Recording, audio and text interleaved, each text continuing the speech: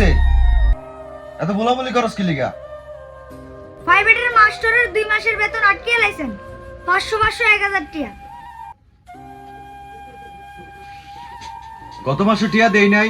ও তাহলে 2 মাসের টিয়া। মানে আমাদের তো 2 মাসের টিয়া নাই, অন কি আতাম? গত মাসেও টিয়া দেন না, এই মাসেও টিয়া দেন না, 2 মাসের বেতন পাইবো। টিয়া থাকতে হইব না? কাম কাজ আসেনি আমার। রোডো গাড়ি গুড়ি চালে কোনো টিয়া টুয়া কামাইতারি না, অবস্থা ভালো না। অনেক তোরে আমি যে 1000 টিয়া বেতন দিমু কই দিকা? এবারে সংসার বাস আছে না, এদিকে সব চালান লাগে না। তুই সেতলো হইব? আচ্ছা, টিয়া না দিলে আমিও পড়তে যাবো।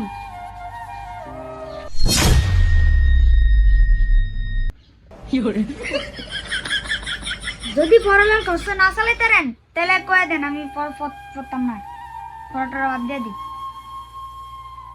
পড়ালেই বাদ দিয়ে কি আরবি? বাইরের মতো কি মানুষের দ্বারা বদলা দিবি নাই? পড়ালেই করবি আগে, পড়ালে হইলো আসল। পড়ালের মতো কোনো কিছু নাই।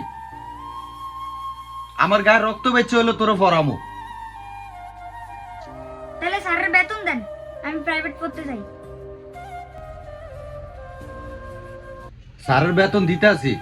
স্যারের বেতন আমি সহ যামো 500 টিয়া আছে, অনেক 500 টিয়া লইয়া যামো। 500 টিয়া দিয়া এরপর আমি কই আমো 1 মাসের টিয়া গত মাসে আবার দিমু। তবু তোর পড়ালেই করতে হইব বাবা। পড়ালেই সারা জীবনে ভবিষ্যতে কোনো দাম নাই। পড়ালেই করতে হইব বাবা।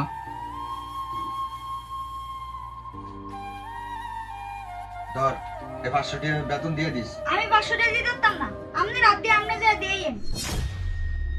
আমার যাওয়া লাগবো? হ্যাঁ, না জান লাগবে। আচ্ছা আমি সহ যাবো।